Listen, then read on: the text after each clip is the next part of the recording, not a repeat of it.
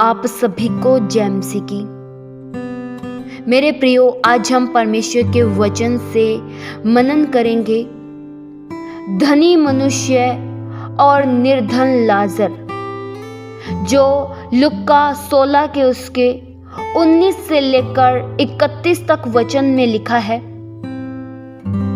प्रियो, बाइबल यह बताती है कि एक धनवान मनुष्य था जो बेजनी कपड़े और मलमल पहनता और प्रतिदिन सुख विलास और बड़ी धूमधाम के साथ रहता था। इस धनी मनुष्य को किसी भी चीज की कमी नहीं थी। वह अपने जीवन को बहुत ही सुख विलास से जिया करता था। वह बड़ी धूमधाम से अपना जीवन व्यतीत किया करता था। लेकिन एक लाजर नाम का एक कंगाल जो घावों से भरा हुआ था, उसी धनवान मनुष्य की डेवड़ी पर छोड़ दिया जाता था। प्रियो, यह लाजर मनुष्य बहुत ही निर्धन मनुष्य था, जो पूरी तरह से घावों से भरा हुआ था, जिसके पास रहने के लिए घर नहीं था, खाने के लिए भोजन नहीं था और पहनने के लिए वस्त्र नहीं था। प्रियो, इस निर्धन लाजर के पास कुछ भी नहीं था और यह निर्धन मनुष्य इस इच्छा में वहां पर पड़ा रहता था कि धनवान की मेज पर की जूठन से अपना पेट भरे। प्रियो, लाजर की स्थिति इतनी खराब थी कि वह धनवान मनुष्य की मेज पर की जूठन से अपना पेट भरना चाहता था और यहाँ तक कि कुत्ते भी आकर उसके घावों को चाटते थे।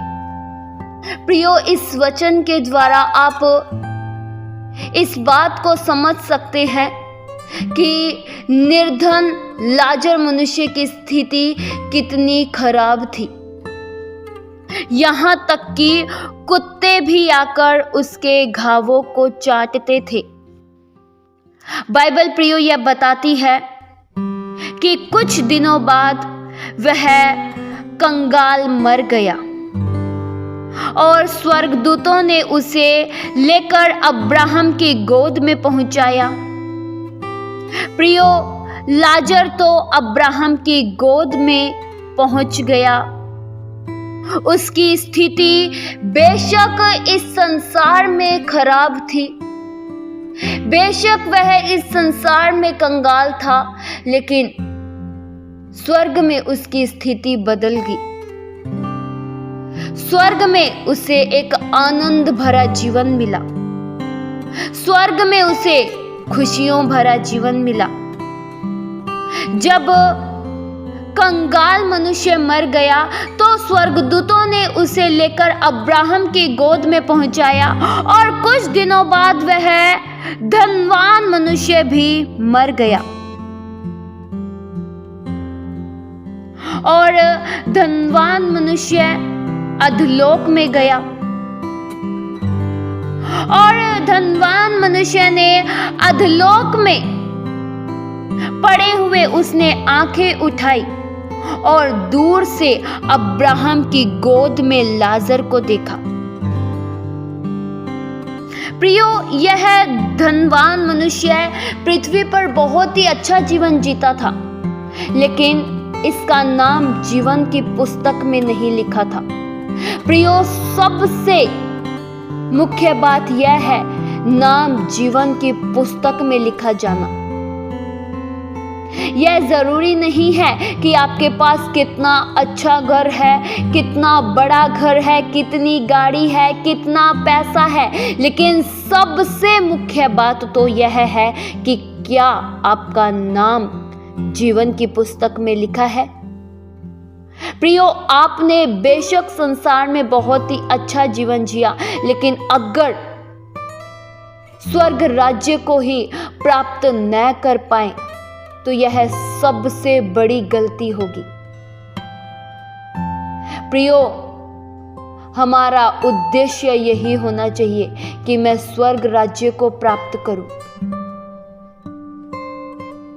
धनवान मनुष्य एक स्वार्थी मनुष्य था। वह केवल अपने स्वार्थ के लिए जीता था। वह खुद गर्ज था। उसे केवल अपने से मतलब था। लेकिन लाजर बेशक गरीब था, बेशक निर्धन था, बेशक ही घायल था, लेकिन वह परमेश्वर की आराधना करता था। वह परमेश्वर को मानता था। और सबसे मुख्य बात तो यह है कि लाजर का नाम जीवन की पुस्तक में लिखा गया था और धनी मनुष्य का नाम जीवन की पुस्तक में नहीं लिखा गया था। प्रियो, सबसे मुख्य बात यह है कि इस संसार में रहते दौरान हम इस बात को जान ले कि मरने के बाद मेरा स्थान कैसा होगा। मरने के बाद मुझे कौन सी जगह मिलेगी, स्वर्ग या अधोलोक। धनवान मनुष्य ने पीड़ा में पड़े हुए और अपनी आंखों को उठाई और दूर से उसने देखा कि अब्राहम की गोद में लाजर आनंद कर रहा है। अब्राहम की गोद में लाजर बैठा है। तो धनवान मनुष्य ने पुकार कर कहा, हे पिता अब्राहम, मुझ पर दया करके लाजर को भेज दे ताकि वह अपनी उंगली का सीरा पानी में भिगोकर मेरी जीभ को ठंडी करे, क्योंकि मैं इस ज्वाला में तड़प रहा हूं। प्रियो, अधोलोक एक ऐसा स्थान है जहां पर पीड़ा है, जहां पर केवल दुख है, जहां पर ज्वाला है। प्रियो, इस वचन के माध्यम से हम अधोलोक के बारे में जान सकते हैं कि अधोलोक कैसा स्थान है। अधोलोक में अगर एक बार कोई मनुष्य पहुंच गया तो वह सदा के लिए पीड़ा उठाता है। उस पर फिर दया नहीं की जाएगी। दया केवल जब तक आप इस पृथ्वी पर हैं तब तक ही की जाएगी। जब तक आपकी सांसें चल रही हैं तब तक आप पर दया की जाएगी। लेकिन एक बार मर जाने के बाद हम किस स्थान पर जाएंगे, यह हमारे कामों पर निर्भर करता है। अगर हम पवित्र जीवन जीते हैं, परमेश्वर के लिए जीते हैं, अपने आप को परमेश्वर से जोड़कर रखते हैं, तो हम स्वर्ग राज्य में प्रवेश करेंगे, जिस तरह लाजर ने प्रवेश किया। प्रियो, धनवान मनुष्य अधोलोक में तड़प रहा था और वह एक बूंद पानी के लिए तड़प रहा था। वह सोच रहा था कि लाजर आकर अपनी उंगली का सीरा पानी में भिगोकर मेरी जीभ को ठंडी करे, क्योंकि मैं इस ज्वाला में तड़प रहा हूं। अब्राहम ने धनवान मनुष्य से कहा, हमारे और तुम्हारे बीच एक भारी गड्ढा ठहराया गया है, जो यहां से उस पार तुम्हारे पास जाना चाहे तो वे नहीं जा सकते हैं, और न ही कोई वहां से इस पार आ सकते हैं। प्रियो, दया केवल इस पृथ्वी पर की जाएगी। अगर हम चाहते हैं कि हम स्वर्ग राज्य में प्रवेश करें, तो हमें आज ही सच्चा मन फिराव करना होगा, अपने आप को पवित्र रखना होगा। आज समय है मन फिराव का। हो सकता है प्रियो, आने वाले समयों में हमें यह समय मन फिराव का न मिले। प्रियो, समय आज हमें मिला है। आज हमें परमेश्वर के लिए जीना है। आज हमें समर्पित जीवन जीना है। धनवान मनुष्य ने कहा कि लाजर को मेरे पिता के घर में भेज, क्योंकि मेरे 5 भाई और हैं। वह उनके सामने इन बातों की गवाही दे, कहीं ऐसा न हो कि वे भी इस पीड़ा की जगह में आए। प्रियो, धनवान मनुष्य सोच रहा है कि कहीं मेरे 5 भाई भी इसी जगह में ना आ जाएं, क्योंकि वे भी अपने मन मर्जी के अनुसार जीवन जीते हैं। वे भी सच्चाई को नहीं जानते हैं। अब्राहम ने धनवान मनुष्य से कहा, उनके पास तो मूसा और भविष्यद्वक्ताओं की पुस्तक है, वे उसे सुने। इस पर धनवान मनुष्य ने कहा, हे पिता अब्राहम, यदि कोई मरे हुओं में से उनके पास जाए तो वे मन फिराएंगे। प्रियो, धनवान मनुष्य चाहता था कि लाजर जाए और उसके भाइयों को सचेत कर दे, उन्हें सच्चाई बता दे।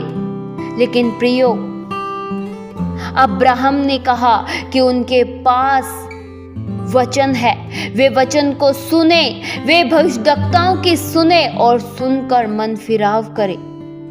तो मेरे प्रियो, आज के इस वचन के द्वारा हमने यह सीखा कि सबसे जरूरी बात यह है हमारा नाम जीवन की पुस्तक में लिखा जाना। वचन में प्रियो लिखा है, प्रकाशित वाक्य 20 के उसके 15 वचन में, और जिस किसी का नाम जीवन की पुस्तक में लिखा हुआ न मिला वह आग की झील में डाला गया। प्रियो, आग की झील में वही मनुष्य डाला जाएगा जिसका नाम जीवन की पुस्तक में नहीं लिखा गया है। सबसे जरूरी और सबसे महत्वपूर्ण बात यह है कि क्या आपका नाम जीवन की पुस्तक में लिखा गया है। लाजर का नाम तो जीवन की पुस्तक में लिखा गया था, इसलिए वह अब्राहम की गोद में पहुंचाया गया। बेशक लाजर ने अपना जीवन गरीबी दुखों में जिया, लेकिन उसका दुख, उसका विलाप आनंद में बदल गया। धनवान मनुष्य धनी होने के बावजूद भी निर्धन लाजर की मदद नहीं करता था।